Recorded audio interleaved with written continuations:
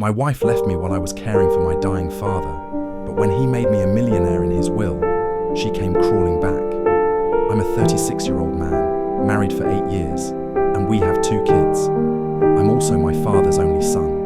My dad has battled kidney issues for many years, but over the last 2 or 3 years, his condition got much worse, and he needs dialysis twice every week. Before, he managed to travel for treatment on his own, but this past year, he often asked me to go with him. He's also getting weaker each day. I decided I would always take him for dialysis. I don't want him to go alone in this condition. He needs dialysis twice a week, so I chose Saturday and Wednesday. Saturday is my day off, so that's easy. For Wednesday, I got my boss to let me leave early and make up the hours at night after I got home from dialysis. I've been working at this company for a decade, and my boss knows I'm loyal and hardworking, so he had no issue with this special request. The real problem was at home with my wife, Ale, who's 34. When she found out I'd be taking my dad for dialysis twice a week, she got upset. She never liked it when I went with him occasionally, but she'd never really said anything. Now that I'd fully committed, she couldn't hold back. She told me there was no point wasting my time on my dad, because no matter what I did, he'd never be proud of me. Here's some context. My dad owned a merchandising company and built up good wealth. He wanted me to take over, but I was interested in something else. I loved technology, and I was passionate about coding and software. After high school, when Dad wanted me to take business or management classes, I chose a software degree instead. He was okay with that, as long as I might still join his business. But after I graduated, I started working for a top tech company instead. Dad was angry that I wasn't carrying on his legacy. He kept asking me to join his company, but I always put it off. After I got married, Dad asked me one last time if I'd join. I said no. He got furious and told me he'd give all his money to charity and I wouldn't get anything. I still didn't change my mind. I was earning well, even back then.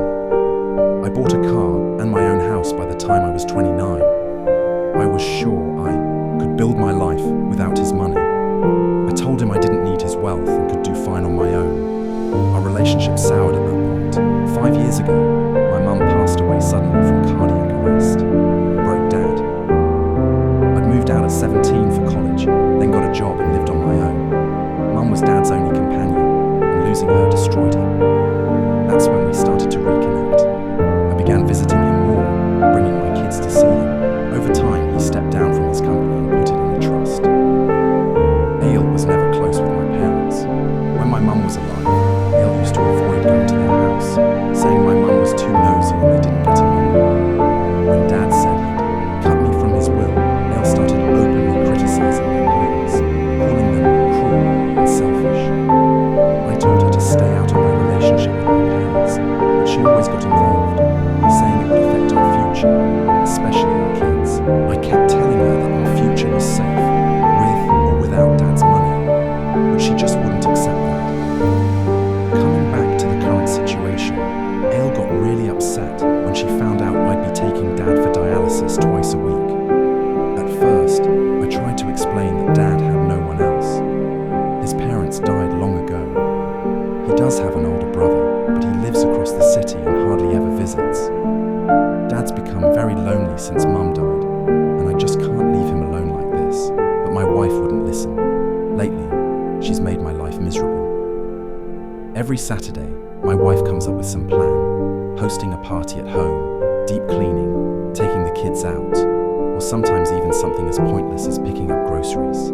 I explain to her that she can make any plans she wants on Sundays, because Saturdays are reserved for taking Dad to dialysis, but she keeps scheduling things anyway. Then she complains when I'm late or miss out. I have to rush to my father's place, pick him up, take him to the dialysis center, wait until he's finished, drop him back home, and then hurry back to face her sarcasm and outbursts. It's not just Saturdays. She does the same thing on Wednesday evenings. I'd promised my boss I'd make up the missed hours late at night after returning from dialysis, but my wife always finds a way to complicate things. Almost every Wednesday, she goes out, visiting her family, meeting up with old friends, or attending some random event, and leaves me with all the responsibility for our children. I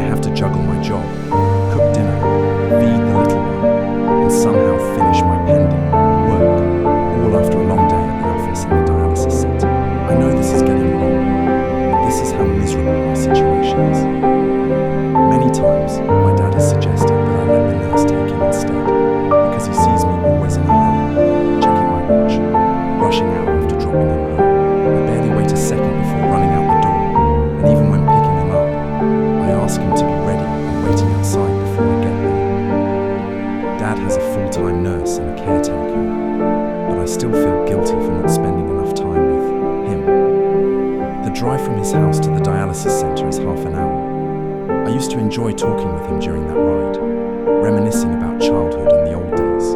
But now, with Aile's constant tantrums, I'm only focused on getting home as fast as possible. Most of the time, I'm speeding through traffic, taking shortcuts, and weaving through cars just to save a few minutes. This is the only time I get with my dad, and I don't want to give it up or make him go with the nurse instead.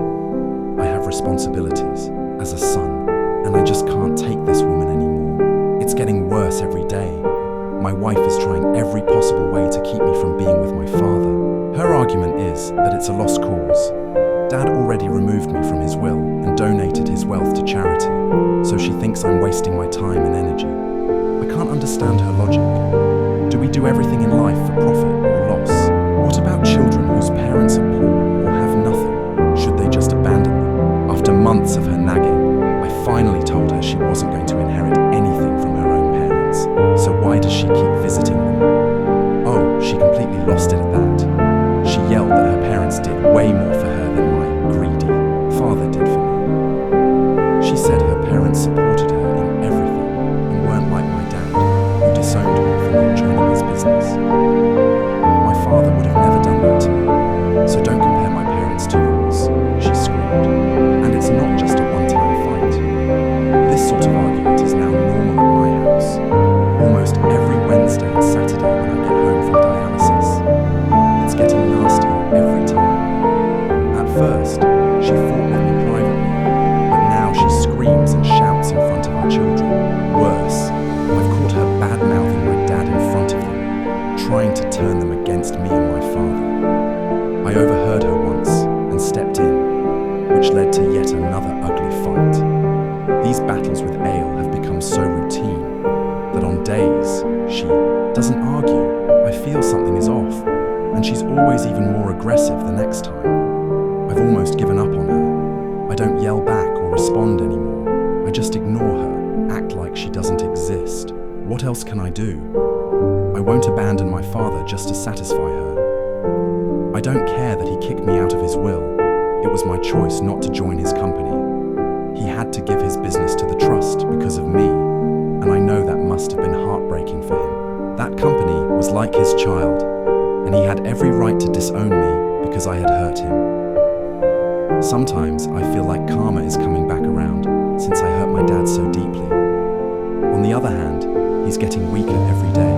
He can barely walk on his own and needs support just to get down to the car. To save time, I used to ask him to wait outside, and I'd drop him off at the door after dialysis. But now, I don't worry about being late.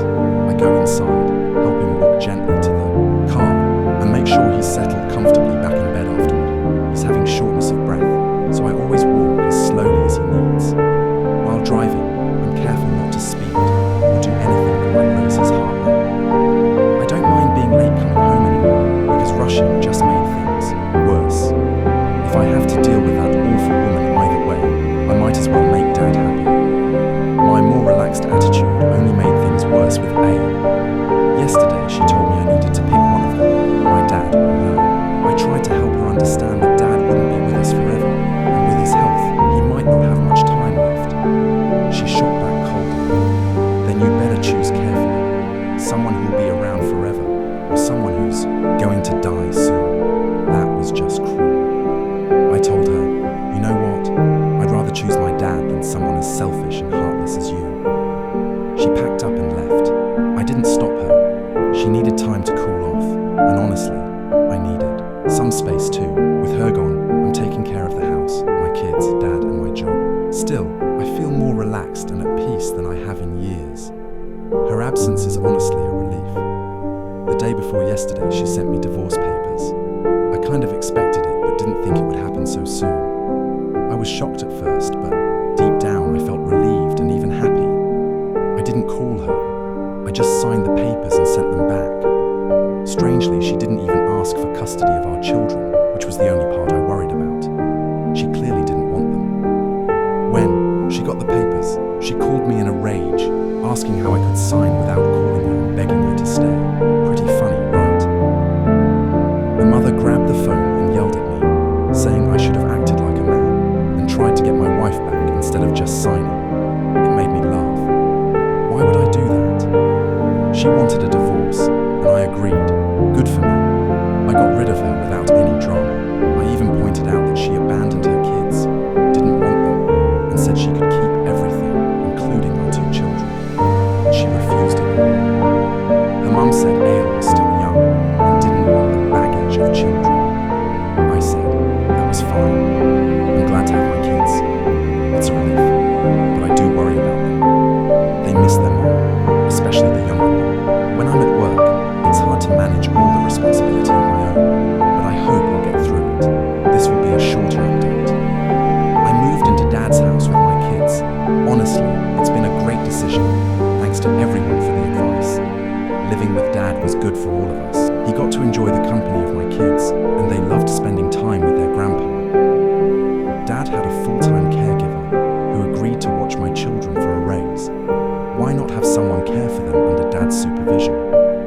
It's the perfect setup. Seeing Dad laughing and playing with my kids, and the kids happy with their grandpa, is the best feeling. Ale never saw this coming. She wanted to make my life miserable by divorcing me, thinking I couldn't handle all the responsibility of kids, Dad, the house, and my job. But everything's working out. I really am having the last laugh. The divorce was the best thing that could have happened. Honestly, LOL. I have some sad news. Dad passed away last week in his sleep. He went to bed happy and content after playing with my children and never woke up. The doctor said he died peacefully. The doctor, his nurse, and even the caregiver all told me Dad was happy after we moved in. And it actually extended his life for those last few months. He was already close to giving up before we moved in. But I'm glad he got to spend his last few months surrounded by love and happiness. Losing your only parent is heartbreaking, but it brings me comfort that Dad's final days were joyful. My children are deeply saddened too, but Dad taught them to accept reality and move on, reminding them that life never stops for anyone. Hearing them say such wise things makes me proud. They truly are my strength during this difficult time. But after Dad passed, something even more shocking happened. His lawyer contacted me, asking me to come to his office to hear the reading of Dad's will. I told him it wasn't necessary since I already knew Dad had donated everything to the trust. I said he could go ahead with the paperwork and asked if I should vacate Dad's house too, thinking it probably went to charity as well. He just chuckled and told me to come in anyway. When I arrived, the trust's representatives were already there. The lawyer had called them as well. When the lawyer started reading the will, I was stunned. Dad had actually left everything to me. All his business, his house, his entire estate. I asked the lawyer if this was a recent change, maybe something Dad did after I moved in to care for him. The lawyer smiled and told me that I had always been the heir. The will had never been altered. I broke down in tears, realizing my dad never abandoned me. Maybe he threatened to disown me just to push me to take over the business and carry on his legacy. Dad's attorney comforted me, saying that Dad was incredibly proud I'd stayed true to my passion, even at the cost of family wealth, and that he admired my dedication. He said Dad never stopped caring for me. The lawyer told me I could now decide the future of the business and, if I wanted, take it back from the trust and run it myself. I'm seriously considering it. I've always done what I believed in. Now, it's time for me to honor my dad and help his business reach the heights he dreamed of. I went home and told my children about Grandpa's will. Dad also set aside a portion of his wealth for them, which they'll get when they turn 18. Today, we visited his grave with flowers, spending some time in peaceful reflection. This is a very emotional chapter in my life. You know how ants come running back when they spot sugar. About a month after Dad's passing, as I began taking over his business and doing more community service, people started flocking to my house. I quit my job and took full control of the business. I rented out my old house because my kids, and I agreed to stay in my parents' house. We all feel close to Grandpa here, and I have so many childhood memories in these walls. Once it got out that I had inherited my father's millions, the visitors came. Long-lost relatives, old friends, and neighbours. But the most surprising guest was my